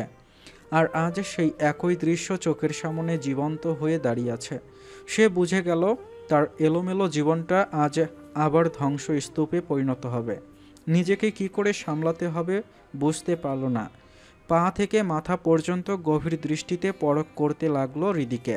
মনে হলো যেন তার সামনে কোনো হুড়পড়ি দাঁড়িয়ে আছে, অথচ সেই পরি তার কাছে নিষিদ্ধ, যাকে স্পর্শ করা বারণ। বুকের ভেতর হঠাৎ করেই অকারণে এক তীব্র যন্ত্রণা অনুভব করল। হৃদি না তাকিয়েও বুঝতে পারল আহাদের দৃষ্টি তার ওপর গেঁথে আছে। তার বুকের ভেতর কেমন একটা অস্বস্তি হলো, তাই সে শাড়ির আঁচলটা তুলে নিয়ে মাথায় টেনে দিল। মাথায় লাল শাড়ির আঁচল পরতেই তার গালের আভা লাল হয়ে গেল। এতে আরও মোহনীয় হয়ে উঠল তার রূপ। আহাদ সেদিকে তাকিয়ে একটা তৃষ্ণাত্ম ঢোক গিলে 2 কদম পিছিয়ে গেল। হঠাৎ করেই সে এক বেঞ্চে সজোরে লাথি মারল। কাঠের সেই শব্দে পুরো কক্ষে প্রতিধ্বনিত হলো। ভয়ে হৃদির কোমল দেহখানা কেঁপে উঠল, চোখ বন্ধ করে নিল অজানা আশঙ্কায়। মুহূর্তেই আহাদ হৃদির সামনে এসে দাঁড়িয়ে বজ্র কণ্ঠে হুঙ্কার ছাড়ল। এই আল্লাহর বান্দি, এই তাকো আমার দিকে। হৃদি কেঁপে উঠে ভয়ে ভয়ে দৃষ্টি মেলালো আহাদের চোখে। আহাদ হাত নেড়ে ইশারা করে কর্কশ কণ্ঠে বলল, এভাবে লাল মরিচ সেজে ভার্সিটিতে আসতে কে বলেছে? হ্যাঁ, আল্লাহর দুনিয়ায় কার কোনো রঙের শাড়ি ছিল না? না কে? না মানে আমার তো শাড়ি নেই, বুবু এটা দিয়েছে তাই এটা পরে এসেছি। এক মুহূর্ত নীরবতার পর হৃদি ঠোঁট শক্ত করে আবার বলল, আর তাছাড়া আমি লাল মরিচ সেজে আসি আর ঝাল মরিচ সেজে আসি, তাতে আপনার কি? আমার যখন যেভাবে ইচ্ছে হবে আমি সেভাবে আসবো, কি করবেন আপনি? আহাদের দিকে তাকিয়ে কথাটা বলল হৃদি। এই কথায় আহাদ আরও ক্ষিপ্ত হয়ে গেল। আহাদ এবার আরও এক ধাপ এগিয়ে আসে হৃদির দিকে। এতে হৃদি পিছিয়ে যায়, তার পিঠ গিয়ে ঠেকে দেয়ালের সাথে। আহাদ কাছে এসে ঠোঁট বাঁকিয়ে একটা তাচ্ছিল্যর হাসি দিয়ে গর্জে উঠল, আমার কি? হ্যাঁ, কি করব আমি? কথাটা শেষ করতে না করতেই হঠাৎ হৃদির দিকে ঝুঁকে দাঁতে দাঁত পিষে বলল, একটা কথা ভালো করে মগজে বসিয়ে নে, জানো, আমার অনুমতি ছাড়া যদি আর কখনো লাল শাড়ি পরেছিস তাহলে তোর ওই লাল শাড়ি আমি সাদা কাফনের কাপড়ে পরিণত করব। তার এই কথায় হৃদির বুক ধরফর করে কেঁপে উঠল। আহাদের আগুন ঝরা চোখের দিকে তাকিয়ে দেয়ালের সাথে সিটে গেল। আহাদ সেটে যাওয়া হৃদির দিকে কিছুক্ষণ তাকিয়ে থেকে 2 আঙ্গুল দিয়ে কপাল চেপে ধরল, যেন নিজের ভেতরের অগ্নিকে ঠান্ডা করতে চাইল। তারপর একটু সরে এসে ফোন বের করে শাহিনকে কল করল। কিছুক্ষণের মধ্যেই শাহিন এসে হাজির হলো, হাতে একটা শপিং ব্যাগ নিয়ে। কোনো কথা না বলে ব্যাগটা আহাদের হাতে দিয়ে আবারও বেরিয়ে গেল। আহাদ ব্যাগটা হৃদির দিকে বাড়িয়ে দিয়ে নির্লিপ্ত স্বরে বলল, এটা পরে নাও, কুইক। কি এটা? হৃদি কাঁপা কাঁপা হাতে ব্যাগের ভেতর থেকে হাত বাড়িয়ে বের করতেই কালো একটা বোরকা বের হলো। কপাল কুঁচকে তাকালো আহাদের দিকে। আহাদ তাকে তাকিয়ে থাকতে দেখে কর্কশ কণ্ঠে ঝাঁঝিয়ে উঠল, কি দাঁড়িয়েছো কেন? আমি কি বলেছি শুনতে পাওনি? এ অন্য ব্যবস্থা করতে হবে। হৃদি দ্রুত নজর সরিয়ে নেয়। এরপর চুলগুলো ক্লিপ দিয়ে আটকে নিয়ে শাড়ির আঁচল কোমরে পেঁচিয়ে নেয়। বোরকা হাতে নিয়ে দ্রুত বোরকা পরে নিল। এরপর মাথায় হিজাবটাকেও ভালো করে পেঁচিয়ে নিল। আহাদ তার দিকে তাকিয়ে থেকে ঠান্ডা স্বরে বলল, এবার ঠিক আছে। হৃদির ঠোঁটজোড়া অভিমানে ফুলে গেছে। কত কষ্ট করে সে শাড়ি সামলে এ পর্যন্ত এসেছে, কত কষ্টে সাজুগুজু করেছে, আর এখন কিনা কালো বোরকা পরে থাকতে হবে তাকে। তার চোখ জোড়া ছলছল করছে। সে মনে মনে স্থির করল আর এক মুহূর্ত সে এখানে থাকবে না, এখনই বাড়ি ফিরে যাবে। দরজার দিকে পা বাড়াতেই পেছন থেকে আহাদ প্রশ্ন করে, কোথায় যাচ্ছ? কোথায় আর, বাসায় যাচ্ছি। তার গলা কাঁপছে। স্পষ্ট বোঝা গেল অভিমান জমেছে তার মনে। তবে আহাদেরও কিছু করার নেই। এভাবে লাল শাড়ি পরে তার প্রেয়সী তার সামনে ঘুরে বেড়ালে বড় কোনো অঘটন ঘটে যেতে পারে। তাই তো এসব করতে বাধ্য হয়েছে সে। আহাদ গভীর দৃষ্টিতে তাকিয়ে রইল কিছুক্ষণ, এরপর নরম স্বরে বলল, ঠিক আছে, যাও। শাহিন তোমাকে পৌঁছে দিয়ে আসবে। আমি যেতে পারবো না, এখানে থাকাটা আমার জরুরি। কাউকেই যেতে হবে না, আমি একাই চলে যেতে পারবো। আহাদ এবার কণ্ঠ দৃঢ় করল, দাঁত পিষে বলল, আমি যখন বলেছি শাহিনের সাথে যাবে তার মানে যাবে, আন্ডারস্ট্যান্ড? হৃদি বুঝতে পারল আর উপেক্ষা করে কোনো লাভ নেই, তাই শুধু মাথা নাড়ল। আহাদ সেদিকে তাকিয়ে হালকা হেসে বলল, গুড। এই বলে সে শাহিনকে আবারও কল করল। কয়েক মিনিটের মধ্যে শাহিন এসে হৃদিকে নিয়ে বেরিয়ে গেল। দরজার বাইরে হারিয়ে যাওয়া প্রেয়সীকের পেছনে কিছুক্ষণ তাকিয়ে রইল আহাদ। বুকের ওপর হাত রেখে একটা স্বস্তির নিঃশ্বাস ফেলল, যেন একটা ভয়াবহ অঘটন এড়াতে পেরেছে। তারপর গম্ভীর মুখে আবার স্টেজের দিকে এগিয়ে গেল। হৃদি একরাশ রাগ, অভিমান আর অস্বস্তি বুকে নিয়ে বাসায় ফিরে আসে। নিজের অপরই তার এখন রাগ হচ্ছে। মনে মনে ভাবল তার যাওয়াই উচিত হয়নি। নিজেকেই এখন দোষারোপ করছে সে। আসার আগে আনিকা আহিয়াদের সাথেও দেখা করেনি। আর তাছাড়া লাল শাড়ি পরলে আহাদের সমস্যা কোথায় বুঝতে পারল না সে। এদিকে নিজের ওপর অভিমান, অন্যদিকে অকারণ রাগ আর হাজারো প্রশ্ন নিয়ে দরজার সামনে এসে দাঁড়ায়। দরজার সামনে দাঁড়িয়ে একাধারে কলিং বেল চেপে যাচ্ছে, যেন সব রাগ ক্ষোভ সব কলিং বেলের ওপর ছাড়ছে। ভেতর থেকে ঈশানীর চেঁচানো কণ্ঠ ভেসে এলো, এই কে বেল বাজাইতেছে এভাবে? বলতে বলতেই দরজা খুলে দিল, কিন্তু দরজা খুলেই ঈশানী থমকে দাঁড়ালো, চোখ কপালে উঠল বিস্ময়ে। কারণ সে হৃদিকে যে সাজিয়ে গুজিয়ে লাল শাড়ি পরে পাঠিয়েছিল, সে হৃদি এখন কালো বোরকা পরে তার সামনে দাঁড়িয়ে আছে সম্পূর্ণ অন্যরকম এক রূপে। মুখ গোমরা, ঠোঁট ফুলিয়ে রেখেছে, গাল দুটো লালচে হয়ে গেছে। কপাল কুঁচকে ঈশানী জিজ্ঞেস করল, কি রে, কি হয়েছে তোর? তুই না শাড়ি পরে গেছিলি, তাহলে এভাবে কি হয়েছে? হ্যাঁ। হৃদি তীক্ষ্ণ দৃষ্টিতে তাকিয়ে বিরক্ত গলায় বলল, ঘোড়ার ডিম। বলেই ধপধপ শব্দ তুলে ভেতরে ঢুকে জুতাগুলো খুলে এমনভাবে ছুঁড়ে ফেলল যেন জুতাও অপরাধী। হিজাব খুলতে খুলতে আচমকা থেমে যায়। চোখ বড় বড় করে তাকিয়ে দেখল ড্রয়িং রুমের সোফায় বসে আছেন তার বাবা।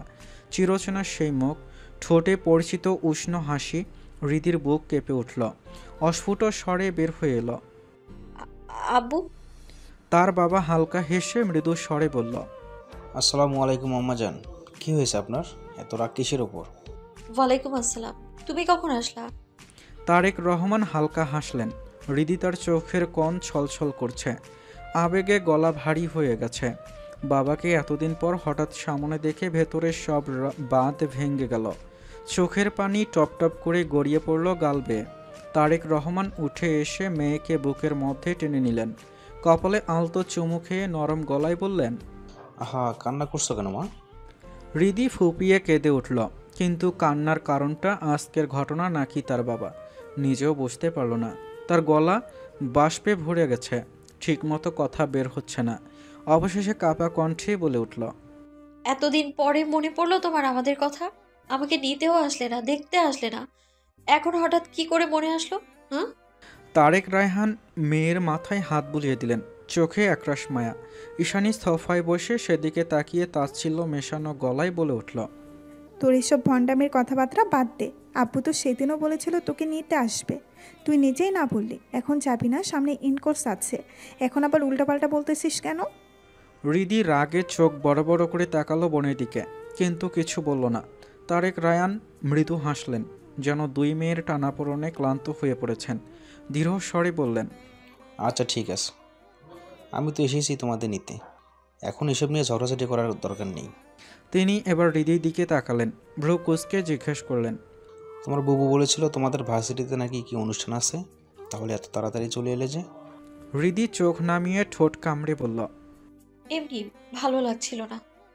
আচ্ছা ঠিক আছে, যাও ফ্রেশ হয়ে নাও। ঈশানী ভ্রু কুঁচকে গভীর দৃষ্টিতে বোনের দিকে তাকালো। সে ভালো করেই বুঝতে পারছে কিছু একটা ঘটেছে, কিন্তু বাবার সামনে কিছুই বলল না, কারণ তাহলে আবার বাবার প্রশ্নের মুখে পড়তে হবে হৃদিকে। হৃদি এক ঝলক ঈশানীর দিকে তাকিয়ে মাথা নিচু করে নিজের রুমে চলে গেল। বোরকা হিজাব খুলতে খুলতে ফুস ফুস করে বলল, উফ, এই আহাদ রাজা আমার জীবনটা কইরা দিছে ভাজা ভাজা। একটু কিছু হইলেই দেয় সাজা, তার হাত থেকে আমারে কেউ বাঁচা। এই বলতে বলতে বোরকা হিজাব খুলে ছুঁড়ে মারল আলনায়। এরপর ধপাস করে বিছানায় বুঁদ হয়ে পড়ে মুখটা বালিশে গুজে দিল। বুক ফেটে কান্না বেরিয়ে এলো। চাপা কান্না হলেও এত গভীর যে তার ভেতরের সব অভিমান, কষ্ট আর রাগ যেন বেরিয়ে আসতে চাইছে। তার বুকের ব্যথা কিছুতেই হালকা হলো না, যেন আহাত নামের এক ঝড় তার সমস্ত শান্তি কেড়ে নিয়েছে আর তাকে ফেলে রেখেছে এক অস্থির আধারে। অথচ সে ঝড় তার জীবনে সে নিজেই নিয়ে এসেছে। পাশের মসজিদে মাগরিবের নামাজ শেষ করে মসজিদের সামনে কিছুক্ষণ দাঁড়িয়ে রইলেন তারেক রায়ান। হাওয়ায় আজ এক ধরনের শীতলতা, তবুও তার বুকের ভেতর জমাট বাঁধা অস্বস্তি। ধীর পায়ে রাস্তা পেরিয়ে একটি রিকশায় উঠলেন তিনি। কিছু সময় পর রিকশা মীর হাউজের সামনে এসে থামল। বিশাল লোহার গেট, ওপারে খোদাই করে অক্ষরে লেখা মীর হাউজ। রিকশা থেকে নামতেই গার্ডরা দ্রুত এগিয়ে এলো। নিজের পরিচয় দিতেই এক গার্ড ভেতরে ফোন করে খবর নিয়ে মুহূর্তেই গেট খুলে দিল। ভদ্রভাবে তাকে ভেতরে প্রবেশ করতে বললেন একজন গার্ড। এক ভিন্ন পরিবেশে ঢুকে গেলেন তারেক রায়ান। হলঘরে দাঁড়িয়ে চারদিকে একবার চোখ বুলিয়ে নিলেন তিনি। মীর হাউজের প্রতিটি কোণা আভিজাত্যের মরকে ছায়া। গার্ড তাকে ভেতরে নিয়ে গিয়ে ড্রয়িং রুমের একপাশের সোফায় বসতে ইঙ্গিত করে, বিনিময়ে সঙ্গে বিদায় নিয়ে চলে গেল। ঘর প্রায় নির্জন, কেবল দুজন পরিচারিকা নীরবে কাজ করছিল। ঠিক সেই সময় পাশের ঘর থেকে পরিপাটি শাড়ি পরে বেরিয়ে এলেন আফরোজা শেখ। তার দৃষ্টি দৃঢ়, অথচ ভদ্রতার আবরণে মোড়া। তাকে দেখেই তারেক রায়হান উঠে দাঁড়ালেন, মাথা নিচু করে সালাম দিলেন। আসসালামু আলাইকুম। আফরোজা শেখও সৌজন্য সহকারে উত্তর দিলেন। ওয়ালাইকুম আসসালাম। আরে বসুন না, দাঁড়িয়ে পড়লেন কেন? তারেক রায়হান পুনরায় নির্দিষ্ট আসনে বসে পড়লেন। এমন সময় পরিচারিকা ঋতু নাস্তার ট্রলি এনে রেখে গেল, কিন্তু তারেক রায়হান কেবল বিনিময়ের সঙ্গে মাথা ঝুঁকিয়ে বসে রইলেন, চোখ প্রায় নিচের দিকেই নিবদ্ধ। সামনে বসা ভদ্র মহিলার প্রতি তার অগাধ শ্রদ্ধা, তাই চোখ তুলতে সংকোচ হচ্ছিল। আফরোজা শেখ তা লক্ষ্য করলেন। তার দৃষ্টি একবারের জন্য গিয়েছিল তারেক রায়হানের মুখে। হৃদিতার সঙ্গে তার বাবার চেহারার মিল খুঁজে পেলেন না, কেবল ঠোঁট ছাড়া। ভেতরে ভেতরে ভাবলেন, হয়তো হৃদিতা তার মায়ের মতো দেখতে হয়েছে। নীরবতা ভাঙলেন তিনি নিজেই। স্বর ছিল নির্লিপ্ত অথচ স্থির। আপনি এত দূর থেকে আমার ডাকে কষ্ট করে এসেছেন, তার জন্য আপনাকে ধন্যবাদ। হয়তো বুঝতে পারছেন আমি কেন আপনাকে ডেকেছি। তারেক রায়হান মাথা নেড়ে সম্মতি জানালেন। জি, কিছুটা আন্দাজ করতে পেরেছি। আফরোজা শেখ কয়েক মুহূর্ত চুপ করে থেকে আবার বললেন, আমি চাইলেই আপনাকে ফোনে সব বলতে পারতাম, কিন্তু আমার মনে হয়েছে এ বিষয়ে সরাসরি কথা বলাই ভালো। জি জি বলুন। চশমাটা দু আঙ্গুল দিয়ে একটু ঠিক করে নিলেন তিনি। তারপর গম্ভীর কিন্তু প্রশান্ত কণ্ঠে বললেন, আপনার মেয়ে হৃদিতা আর আমার মেয়ে আহিয়া খুব ভালো বন্ধু। হৃদিতা কয়েকবার এসেছিল এ বাড়িতে, তখনই আমি দেখেছিলাম তাকে। ওর কথাবার্তা, চালচলন, বিনয়ী স্বভাব দেখে আমি মুগ্ধ হয়েছি। আজকালকার যুগে এমন মেয়ে পাওয়া দুষ্কর। আপনি আপনার মেয়েকে সত্যিকারের শিক্ষায় গড়ে তুলেছেন। আমি আমার সাধ্যমতো চেষ্টা করছি, বাকিটা তারা নিজেরা বুঝে চলতে শিখেছে। তা ঠিক বলেছেন। মৃদু হেসে তার কথায় সায় দিলেন আফরোজা শেখ। তারপর যেন ভেতরে দ্বিধা সরিয়ে সাহস সঞ্চয় করে বললেন, আপনার কাছে আমার একটা আবদার আছে ভাই। ভাই ডাকলাম, কিছু মনে করবেন না। আমার ভাই বোন নেই, তাই আপনাকে ভাই ডাকলাম। না না, কিছু মনে করবো কেন। আচ্ছা তাহলে বলেই ফেলি। আমার বড় ভাসুর সালমান মীর তার স্ত্রী সহ জার্মানিতে থাকেন। ওখানে তাদের ব্যবসা বাণিজ্য আছে। বছরে 1-2 বার দেশে আসেন। তাদের একমাত্র ছেলে আদনান। ওর বিয়ের দায়িত্ব আমার ওপর দিয়েছেন ভাইজান। এখন আমি আপনার কাছে আপনার মেয়েটাকে এই বাড়ির বড় ছেলের জন্য আনতে চাই, যদি আপনার সম্মতি থাকে। কথাগুলো তিনি এক নিঃশ্বাসে শেষ করলেন। তারেক রায়হান স্থির হয়ে শুনলেন কথাগুলো। একটু ভেবে নিয়ে কিছু একটা বলতে যাচ্ছিলেন, এমন সময় বাহির থেকে মৃদু পায়ের শব্দে ভেতরে ঢুকলো আদনান। সে সোজা সিঁড়ির দিকেই চলে যাচ্ছিল। তখনই পিছন থেকে আফরোজা শেখ ডাকলেন, আদনান। আদনানের পা থেমে গেল। পিছনে ঘুরে ধীর পায়ে এগিয়ে এলো। কাছে আসতেই আফরোজা শেখ পরিচয় করিয়ে দিলেন, এটা আদনান, আমার ভাসুরের ছেলে। তারেক রায়হান উঠে দাঁড়ালেন, কিছুটা অস্বস্তি নিয়ে আদনানের দিকে তাকালেন। আফরোজা শেখ তীক্ষ্ণ চোখে আদনানকে শাসন করলেন, আদনান, উনি হৃদিতার বাবা। এক মুহূর্ত আদনানের মুখের রং পাল্টে গেল। চোখে ভেসে উঠল চাপা বিস্ময়, ঠোঁট শক্ত হয়ে গেল। তবুও ভদ্রতা বজায় রেখে সালাম দিল, আসসালামু আলাইকুম। ওয়ালাইকুম আসসালাম। শান্ত গলায় জবাব দিলেন তারেক রায়হান। তার দৃষ্টি এক ঝলক ঘুরে গেল আদনানের দিকে। হালকা আকাশি রঙের শার্ট, ক্লিন সেভ মুখ, ফর্সা ত্বক, সব মিলিয়ে নিখুঁত ভদ্রতার ছাপ। এক কথায় সুদর্শন পুরুষ বলতে গেলে। আদনান বিনয়ের সঙ্গে বলল, আপনি বসুন না। এরপর আফরোজা শেখের দিকে তাকিয়ে বলল, ছোট আম্মা, আমি ফ্রেশ হয়ে আসছি। ঠিক আছে, যাও। আফরোজা শেখ মাথা নেড়ে অনুমতি দিলেন। এক মুহূর্ত দেরি না করে আদনান গট গট করে সিঁড়ি বেয়ে ওপরে উঠে গেল, যেন নিজেকে সেখান থেকে গুটিয়ে নিতে চাইছে। তারেক রায়হান স্থির হয়ে তার যাওয়ার পানে কিছুক্ষণ তাকিয়ে থাকে। যখন দেখল আদনানের অবয়ব মিলিয়ে গেল, তখন তিনি আবারও বসলেন সোফায়। আফরোজা শেখ এবার নীরবতা ভাঙলেন। স্বভাবসুলভ দৃঢ়তা আর খানিকটা তীক্ষ্ণ ভঙ্গিতে বললেন, আদনানকে তো দেখলেন, পেশায় ও একজন ডাক্তার, সেটা তো আপনি জানেন নিশ্চয়ই। আমি তো বলবো হৃদিতা আর আদনানকে একসাথে খুব মানাবে। তারেক রায়হান কথা শুনছিলেন গভীর মনোযোগ দিয়ে। তিনি মানুষটি সহজ সরল, কিন্তু চোখে মুখে দৃঢ়তার রেখা। কিছুক্ষণ নীরব থাকার পর ধীরে ধীরে বললেন, আপনার কথায় আমি খুশি হয়েছি, এতে কোনো সন্দেহ নেই। আমি খোলাখুলি বলছি, আমার মেয়েকে এত সম্মান আর মূল্যবান ভেবে আপনি আপনার পরিবারে যোগ করতে চাইছেন, সেটা আমার জন্য গর্বের। তবে আমি মিথ্যা আশ্বাস দিতে চাই না। আমার মেয়ে এই বিশাল বাড়িতে এই অঢেল ঐশ্বর্যের মধ্যে এসে মানিয়ে নিতে পারবে বলে মনে হয় না। আমি চাই আমার মেয়ের বিয়ে হোক একেবারে সাধারণ, আমাদের মতোই মধ্যবিত্ত পরিবেশের মধ্যে। ওর জীবনে আমি বিলাসিতার চাপ দিতে চাই না। আফরোজা শেখ সামান্য অপ্রস্তুত হলেও নিজের কণ্ঠে দৃঢ়তা ধরে রাখলেন।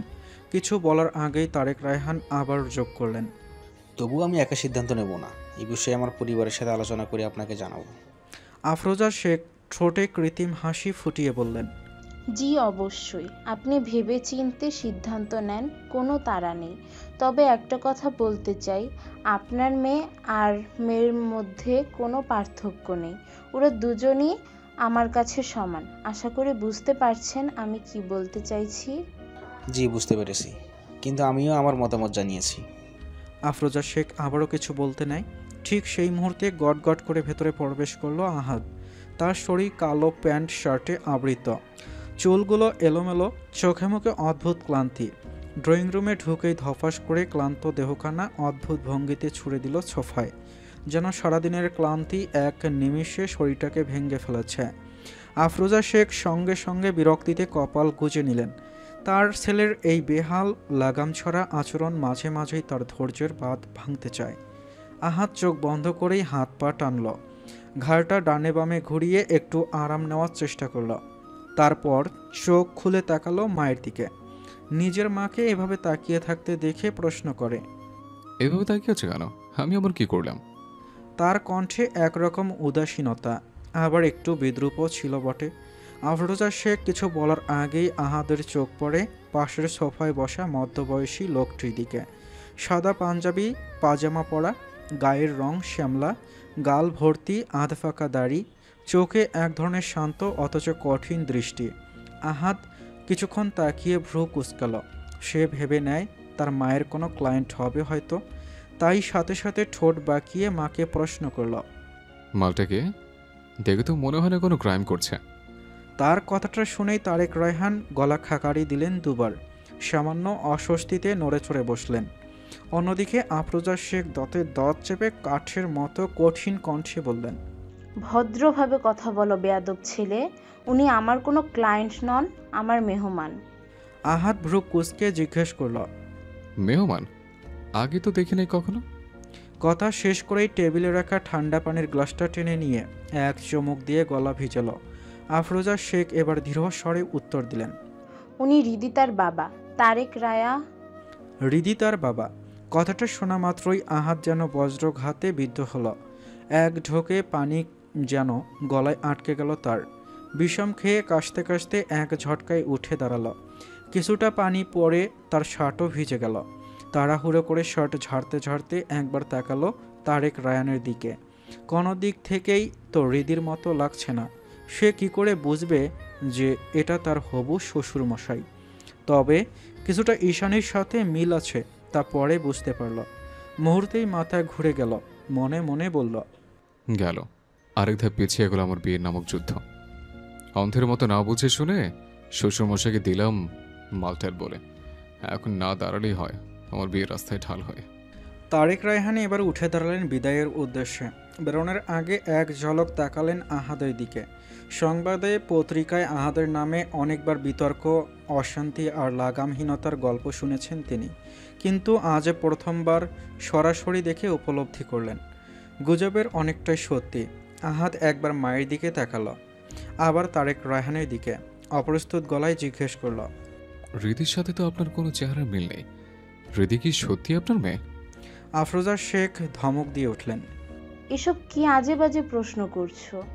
তারেক রায়হান মৃদু হেসে গলা পরিষ্কার করলেন, হৃদিতা, আর ওর ভাই আসলে ওদের ফুবির মতো হয়েছে, এই জন্য আমার সাথে চেহারার মিল কম।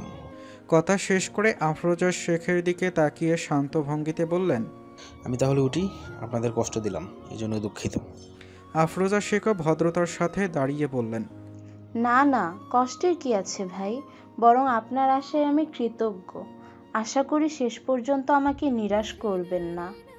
তারেক রায়হান মাথা নেড়ে নীরব সম্মতি জানিয়ে ধীরে ধীরে বেরিয়ে গেলেন। ঘরে কিছুক্ষণ নীরবতা নেমে এলো, শুধু আহাদের ভেতর চলতে থাকলো অস্থিরতার ঝড়। এবার মুখ শক্ত করে ভ্রু উঁচিয়ে সোজা তাকালো মায়ের দিকে, গলায় রুক্ষ সুর এনে বলল, রিদিতার বাবা হঠাৎ কেন এলো বলো তো? আফরোজা শেখ কিছুক্ষণ ছেলের চোখের দিকে তাকিয়ে থাকলেন, তারপর ধীরে ধীরে চেয়ারে বসে পড়লেন। তার চোখে মুখে ক্লান্তি থাকলেও গলার স্বর ছিল দৃঢ়। হৃদিতাকে এই বাড়ির বউ করার প্রস্তাব দিয়েছি আমি, কিন্তু উনি রাজি হননি, বলেছেন ভেবেচিন্তে পরে জানাবেন। এক মুহূর্তের জন্য থমকে গেল আহাদ, বুকের ভেতরটা যেন হালকা কেঁপে উঠল। সে কি ঠিক শুনছে? তার মা নিজ থেকে তার প্রেয়সীকে এ বাড়ির বউ করে আনতে চায়। তাহলে কি তার বাবা সব কিছু তার মাকে বলে দিয়েছে, আর তার জন্যই তার মা প্রেয়সীকে আনতে চায়? এই কথা যেন তাকে অবিশ্বাস্য আনন্দে ভাসিয়ে দিল। মুহূর্তের ভেতরই তার ভেতরের শক্ত রুর মুখোশ ফেটে হালকা লাজুক হাসি ফুটে উঠল ঠোঁটের কোণে।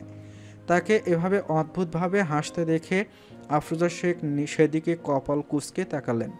কিছু বলতে যাবে তার আগেই বাইরে থেকে হুড়মুড় শব্দে দরজা ঠেলে ঢুকলেন আশফাক মীর। আহাদকে উদ্দেশ্য করে বললেন, কিরে, তুই এখনও এখানে দাঁড়িয়ে আছিস?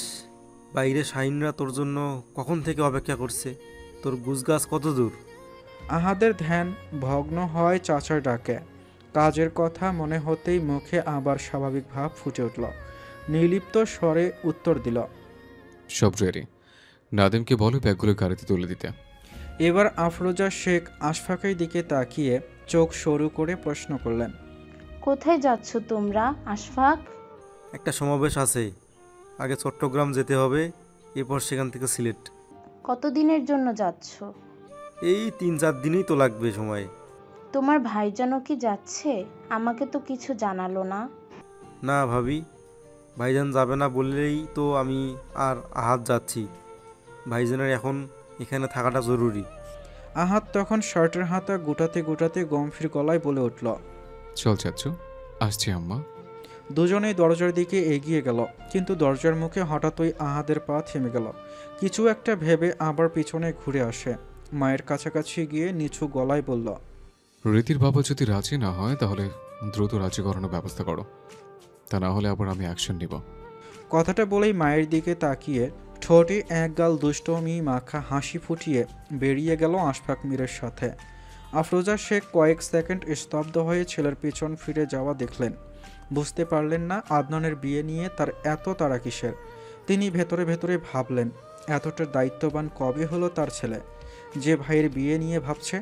অথচ বিচক্ষণ আফরোজা শেখ এটা বুঝতে পারলেন না সে আসলে ভাইয়ের না, নিজের ব্যাপারে কথা বলে গেছে। হিসেব মিলাতে না পেরে আফরোজা শেখ মাথা নেড়ে নিজের ঘরের দিকে চলে গেল, এক রাশ প্রশ্ন আর সংশয় নিয়ে। ড্রয়িং রুমের মৃদু আলোয় নিস্তব্ধতা ভাসছে। সোফায় গুটিসুটি হয়ে বসে আছে হৃদিতা, দু পা তুলে উরুর ওপর চিবুক ঠেকিয়ে রেখেছে, ঠোঁট আর গলা দুটো ফুলিয়ে রেখেছে, চোখ দুটো আধো লাল, মুখে ভাঙ্গা ঘুমের ক্লান্তি। সারা দিনটাই প্রায় কেটেছে ঘুমিয়ে ঘুমিয়ে। ঈশানী কয়েকবার ডাকছিল, কিন্তু হৃদিতা ওঠেনি। দুপুরের খাবারও খায়নি। ঈশানী ভেবেছিল হয়তো বোনের শরীর খারাপ, তাই আর বিরক্ত করেনি। তবে মাহির কান্নাকাটি আর উচ্ছৃঙ্খল চেঁচামেচিতে শেষ পর্যন্ত ঘুম ভেঙে যায় হৃদিতার। সেই বিরক্তি নিয়ে যেন এখনও গা থেকে নামেনি। চুলগুলো এলোমেলো হয়ে মুখে লেপ্টে আছে। ঈশানী এসে তার সামনেই বসল, হাতের ফোনটা টেবিলে রেখে কিছুক্ষণ এক দৃষ্টিতে বোনের দিকে তাকিয়ে থেকে দীর্ঘ স্বরে জিজ্ঞেস করল, তোর কি হয়েছে রিদি? রোগ হয়েছে। রোগ তো তোর লেগেই থাকে, এখন আবার কি রোগ হয়েছে? মরণ রোগ। এই টেরা টেরা কথা শিখছিস কার থেকে? আহাদ রাজার থেকে। শেষ কথাটা হৃদিতা এতটাই অস্পষ্টভাবে ফিসফিস করে বলল যে ঈশানী শুনতেই পেল না। কিছুটা বিভ্রান্ত হলো, কি বলবে বোঝার চেষ্টা করে কিছুক্ষণ তাকিয়ে রইল বোনের দিকে। তারপর আবারও বলল, কিছু একটা যে হয়েছে তোর সেটা আমি স্পষ্ট বুঝতেছি, আর এটাও বুঝতেছি তুই সেটা লুকাচ্ছিস। হৃদি কোনো প্রতিক্রিয়া দেখালো না, শুধু চোখ জোড়া তুলে এক ঝলক তাকালো বোনের দিকে। ঈশানী সেটা খেয়াল করে আবার প্রশ্ন করে, কি হয়েছে তোর বল তো? হৃদি ঠোঁট ফুলিয়ে রেখে নির্লিপ্ত স্বরে বলল, কেবলই তো বলছো আমি লুকাচ্ছি, যেটা লুকাইতেছি সেটা আবার বলবো কেন? একটা থাপ্পড় দেব। দাও, সবাই মিলে আমাকে থাপড়াও। রাগে কণ্ঠ কেঁপে উঠল রীতিতার। ঈশানী এবার ভ্রু কুঁচকে ঠোঁট চেপে জিজ্ঞেস করে, তো কি আদর করব তোকে? হৃদিতা শুধু কটমট করে তাকিয়ে রইল, কিছুই বলল না। পাশের টেবিল থেকে রিমোটটা তুলে টিভি অন করল। একের পর এক চ্যানেল পাল্টাতে থাকলো, যেন তার সব রাগ ক্ষোভ ওই রিমোটের ওপর ঝাড়ছে। ঠিক তখনই মাহি দৌড়ে এসে হৃদিতার কোলে উঠে পড়ল, চোখ ভেজা, এখনও ফুপিয়ে ফুপিয়ে কাঁদছে। হৃদিতা সেটা খেয়াল করে তার গাল দুটো টেনে দিয়ে বলল, কাঁদছিস কেন, কি হয়েছে? মাহি ঈশানীর দিকে আঙ্গুল তুলে দিয়ে কাঁদো কাঁদো গলায় বলল, মাম্মা মারছে। হৃদি বোনের দিকে চোখ কুঁচকে তাকিয়ে কটাক্ষ করে বলল, তোর মায়ের তো কাজই খালি সবাইরে ধরে ধরে মারা। একটা কাজ করি, তোর মাকে বিদায় করে দিই, তোর পাপাকে বিয়ে দিয়ে আরেকটা নতুন মা নিয়ে আসি, কি বলিস? মাহি চোখ মুছে ঝলমল করে উঠে বলল, তাহলে কি আমি পাপার বিয়ে খেতে পারবো? হ্যাঁ পারবি, আর আমরা সেই বিয়েতে ঝিঙ্গালালা হু হু করে নাচতেও পারবো। শুনেই মাহি খিলখিল করে হেসে উঠল। তার হাসি দেখে হৃদি তার মুখেও চাপা হাসি ফুটল। ঈশানী কপাল কুঁচকে বিরক্ত হয়ে দুজনের দিকে তাকিয়ে রইল। তার মুখে রাগের ছোঁয়া, যেন এই দুজনের অকারণ খুনসুটি তার সহ্যের সীমা ছাড়িয়ে যাচ্ছে। ঠিক তখনই দরজার কলিং বেল বেজে উঠল। ঈশানী উঠে গিয়ে দরজা খুলতেই দেখল সুমন আর তার বাবা তারেক রায়হান একসাথে দাঁড়িয়ে। দুজনকে পাশাপাশি দেখে বিস্মিত হয়ে হেসে জিজ্ঞেস করল, তোমরা একসাথে কি করে আসলা? সুমন হাতের ব্যাগটা ঈশানীর হাতে দিয়ে বলল, গাড়ি থেকে নামতেই দেখি বাবা দাঁড়িয়ে আছে, তারপর ভাবলাম একসঙ্গে যাই। ভেতরে ঢুকে সুমনের চোখ পড়ল সোফায় গুটিসুটি হয়ে বসে থাকা হৃদিতা আর মাহির দিকে। সুমন একগাল হেসে বলল, কি ছোট গিন্নি, কি হচ্ছে এখানে? মাহি খিলখিল করে হেসে ফাঁস করে দিল, পাপা, তোমার বিয়ের প্ল্যান করছি আমি আর খালামুনি। সুমন কিছুক্ষণের জন্য অবাক হয়ে তাকিয়ে থাকলো মেয়ের মুখের দিকে। তারপর হঠাৎ করেই ঘরটা ভরে গেল হো হো করে হাসির শব্দে।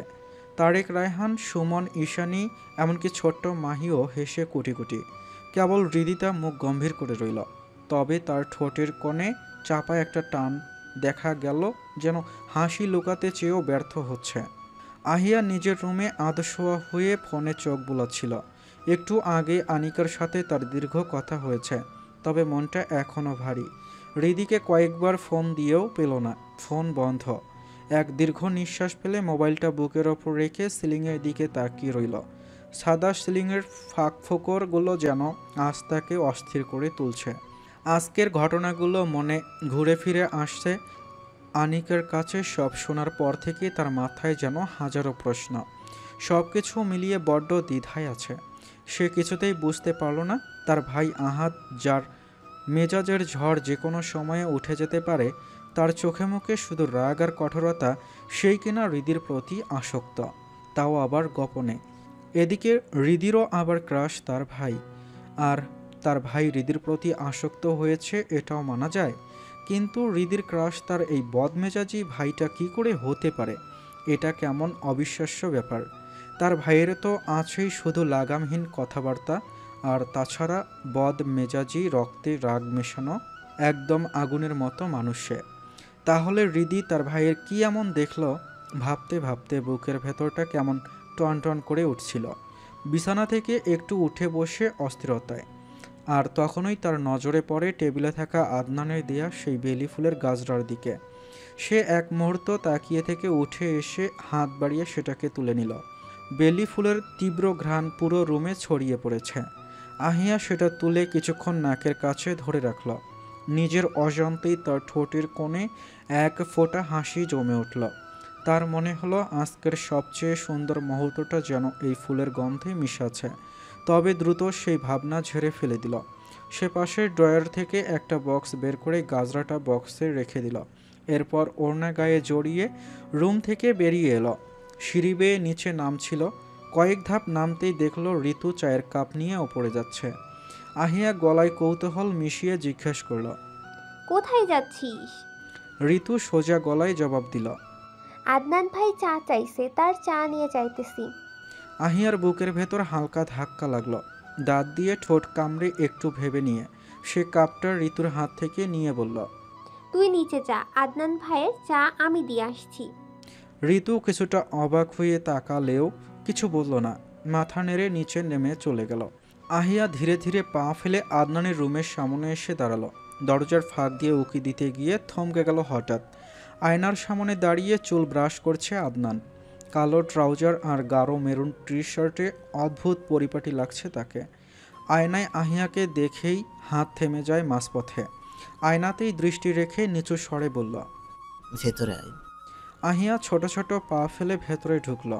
তার হাতে কাপের হালকা কাঁপুনি। এটা কি চায়ের জন্য নাকি ভেতরের অস্থিরতার জন্য সে নিজেই বুঝতে পারছিল না। আদনান আয়নাতেই আহিয়ার দিকে তাকিয়ে প্রশ্ন ছুড়ে দিল, কি চাই? আপনার চা। রাখ। আহিয়া মৃদু শব্দ করে চায়ের কাপটা টেবিলে রাখে। তারপর আয়নার সামনে দাঁড়িয়ে থাকা আদনানের পিঠের দিকে তাকিয়ে কিছুক্ষণ চুপ করে দাঁড়িয়ে রইল। আদনান সেটা লক্ষ্য করে প্রশ্ন করে, আর কিছু বলবি? হুম। কি বল? বড় আব্বু আর বড় আম্মু কবে আসবে আদনান ভাই? আদনান ঘুরে তাকায় সোজা আহিয়ার দিকে। আহিয়ার মুখে আদনান ভাই ডাকটা শুনলেই কেমন যেন একটা অদ্ভুত মোচড় দেয় বুকের ভেতর। কয়েক সেকেন্ড ধরে দুজনের দৃষ্টি আটকে রইল। আদনান এবার দ্রুত নজর সরিয়ে টি শার্ট ঠিক করার ব্যস্ততা দেখিয়ে স্বাভাবিক ভঙ্গিতে বলল, দেরি আছে, এখন আসবে না। বলেছে আমি বিয়ে করলে তবেই আসবে। ও। আহিয়ার ঠোঁট থেকে ভেসে আসা বিস্ময়ের শব্দটা আদনানকে অদ্ভুতভাবে ছুঁয়ে গেল। আদনান ভ্রু কুঁচকে তাকায় আহিয়ার দিকে। কেমন যেন অন্যমনস্ক হয়ে আছে আহিয়া। আদনান একটু উঁচু গলায় বলল, কি ও, আর কিছু বলবি? আহিয়া হায়াসূচক মাথা নাড়ে। আদনান কৌতূহল হয়ে বলে, কি বল? Thank you. কেন? আজকে আমাকে ফুলের গাছে কিনে দিয়েছেন তাই। এক মুহূর্ত নীরবতা। তারপর গভীর গলায় আদনান বলল, আমি তোর কি হই? আহিয়া মাথা উঁচু করে তাকালো আদনানের দিকে। আদনানের এই প্রশ্ন করার মানে বুঝল না, তবুও জবাব দিল, কাজিন। আদনানের ঠোঁটে তাচ্ছিলর হাসি।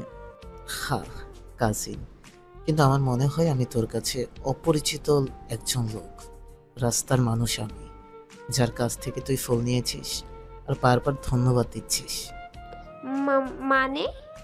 মানে একবার ধন্যবাদ দিয়েছিস ঠিক আছে, তাই বলে এই সামান্য জিনিসের জন্য বারবার শুকরিয়া আদায় করার কি আছে?